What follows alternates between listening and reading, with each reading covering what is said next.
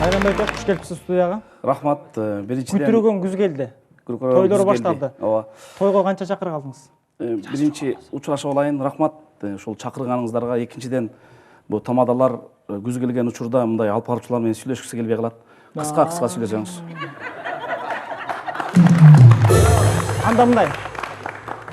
Күз той канча? Бир жумада 6 тоюм бар деп бул мактаныш ден соолукка зыян чындыгында. Анан бир той алып барсаң дагы ошол эртеси мындай жок дегенде арасында бир тарбиялык мааниси же болбосо ушул сенин аркаңдан ушул бир $500 алат экен, алып барганы баланчадай эле деп бир мындай кайгылуу сөз айтпай, азалганы менен жакшы алып барат экен деген бир жакшы сөз айтылса, ошол тилекке каршы азыр мейли мамлекетти алабызбы, бийликти алабызбы, же башка бир тармактарды алабызбы, бардыгы эле аркасы кейиштүү да. Ошон үчүн бул мен ойлойм бүгүнкү отурушубуздагы балким эртең ошо теледен көргөндө бир пайда алып келиш керек бир адамга. Кандайдыр бир тарбиялык мааниси болуш керек. Анан баягы эле өзүбүздүн эле ошол иштеген жерди же бир борборубузду же болбосо өзүбүздүн эле бир адам мындай ойго келет да, мен азыр жакшы сүйлөп атсам эле, ушул да тамада болуп иштеш керек экен деген ойдо калат адамдар деген ойдобуз да, жок андай эмес. Касиеттүү сөздөр сүйлөш керек. Адамга адам окшошпойт да, баары элечи. Адамдын касиети да өзгөчө, сиздин башкалардын өзгөчөлүгүңүз да бар. Ошол тойдогу өзгөчөлүгүңүздү айтып берсеңиз. Тойду кандай өткөрөсүз? Тойду элдин баары эле саламатсыздар, урматтуу меймандар дейт. Сиз башкача айтасызбы? Жок, бардыгы эле айтып атам. Ошол бардыктын ичинде мен бармын.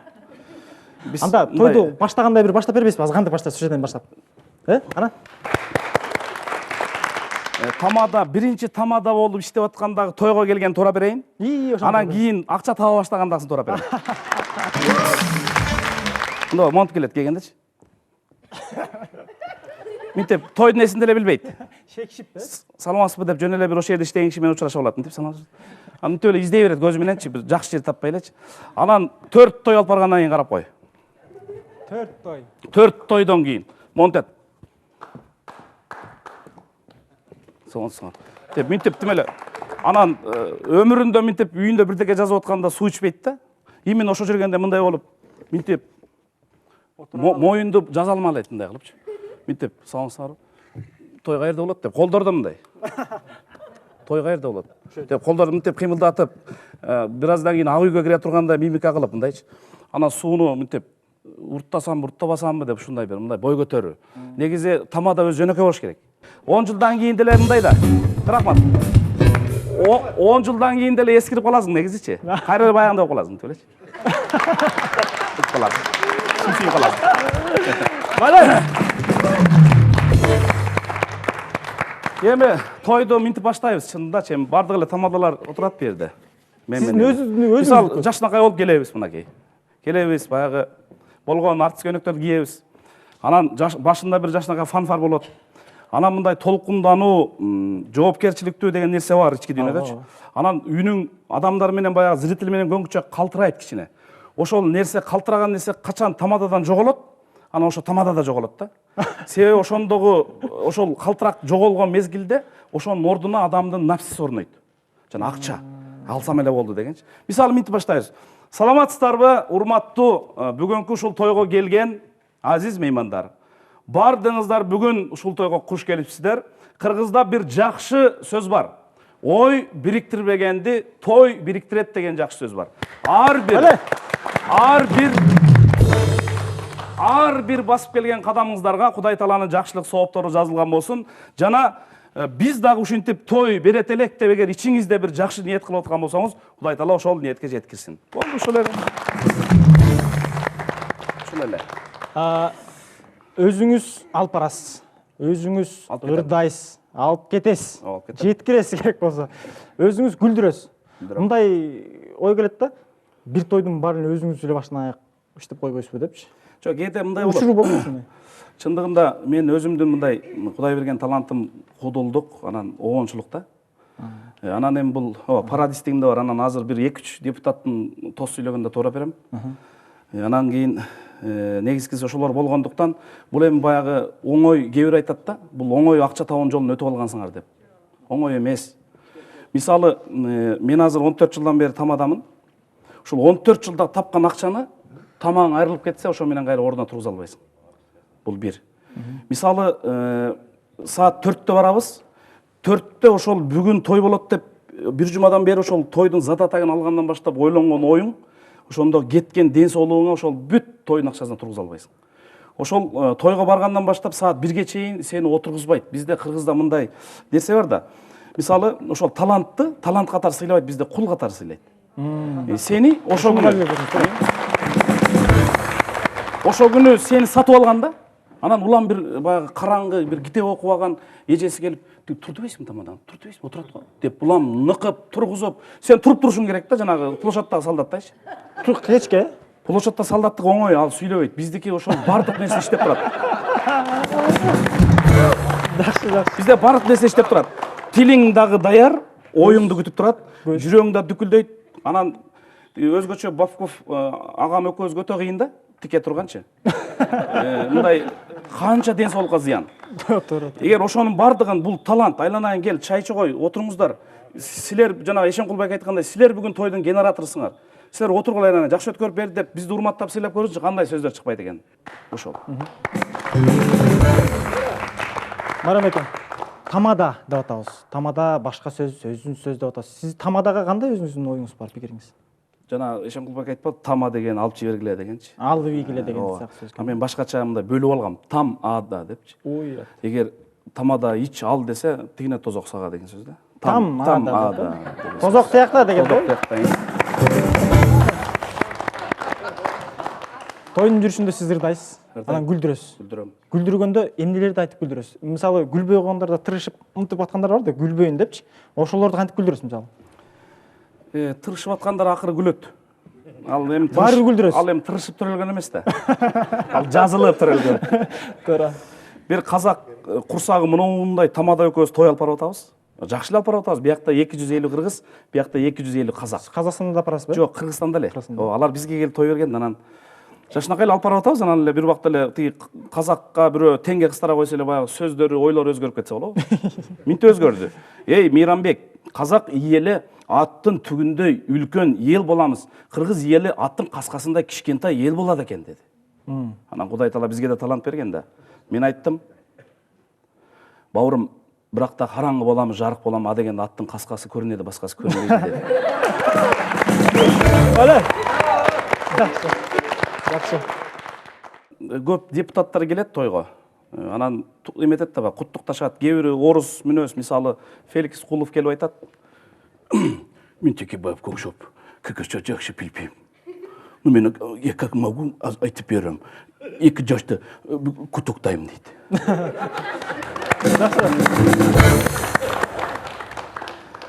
Анан Өмүрбек Чиркешевич келет.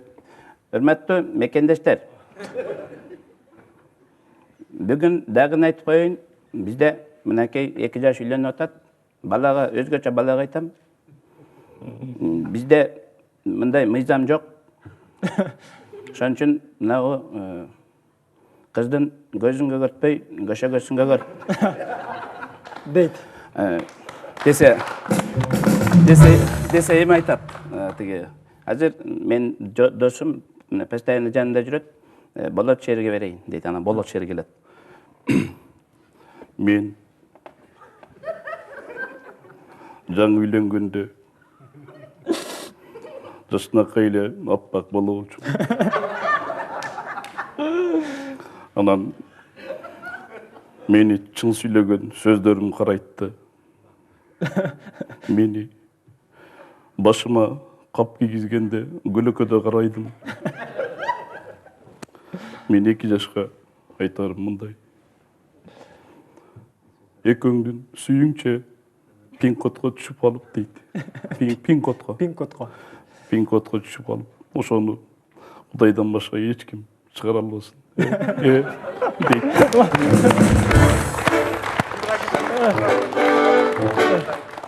Анан Ибрагим Жунусов деген акем бар, ошол келип да сүйлөйт. 2 жашка мен бүгүн аларым, тиги баланын аты Асылбек да. Асылбекке айтарым. Асылбек, Самара экөөң бактылуу болгула. Менен Чынара менен өмүр бою жашагам. Жашаса болот. Болот деди. Болот дейт. ылайым эле жашоолорду ушул жашаткан, жашоолорду шаңданткан, бүрдөткөн ушундай бир жакшылыктар болуп турбайбы, тойдорчу. Адайсызбы, будайсызбы, баары бир кыргыздын жакшылыгы, тилегени баары бир тойда. Эки сөздүн бир сөзү эле тойда жалгыш алып болуп атпайбы? Ошондо тойлор көп болот да. Учурдан пайдаланып бир кыска бир адамдар эртең саат 6-да күлө турган бир хокум айтып берейин, өзүм авторский эмем да. Бир атасы өлүп калган чоңко, 3 күндөн кийин баягы воротадан чыгып, анан көчөдө минтип, ойлонуп, кейип турса, бирөөнүн баласы 140 менен машина айдап өтөт экен да. Анын атасы тирүү. Деп өтсө чоңко минтип коет дейт. Атама салам айтып кой.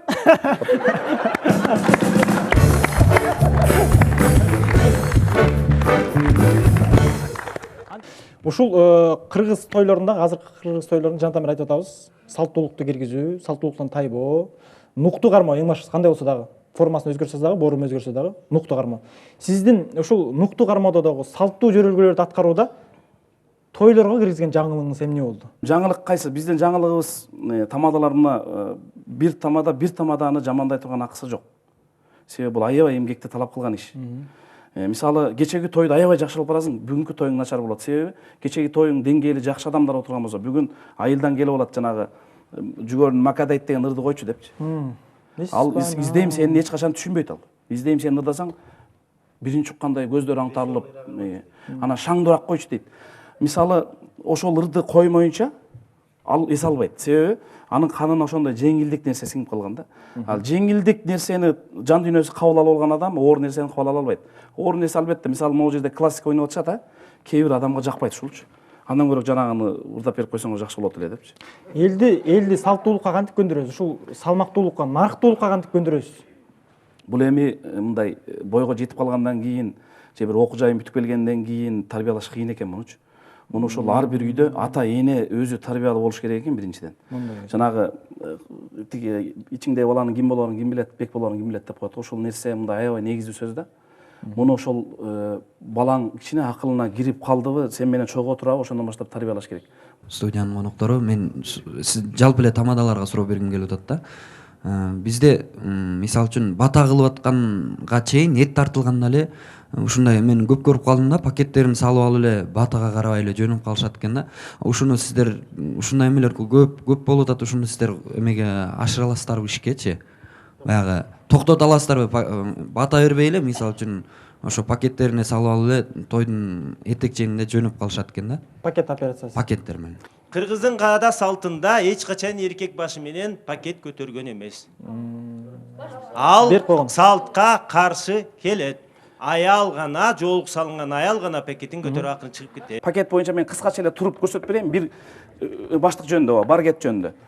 Эме тамадалар башында барабыз, аягында кетебиз, чындыгында. Анан мен мынтип баягы чынын эмгегин күтөсүң да, нары бери басып турсам, бир келин эң артында кетип атат, пакети айрылайын деп турат.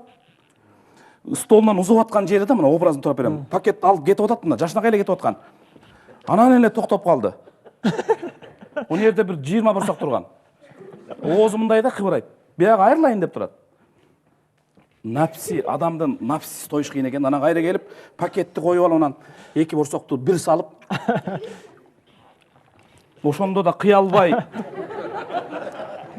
Ошол напси тоймоюнча, адамдын напсиси тоймоюнча башка нерсе болуп калбайт. Расында жакшынакай маегиңиз үчүн чоң ыраазычылык билдиребиз.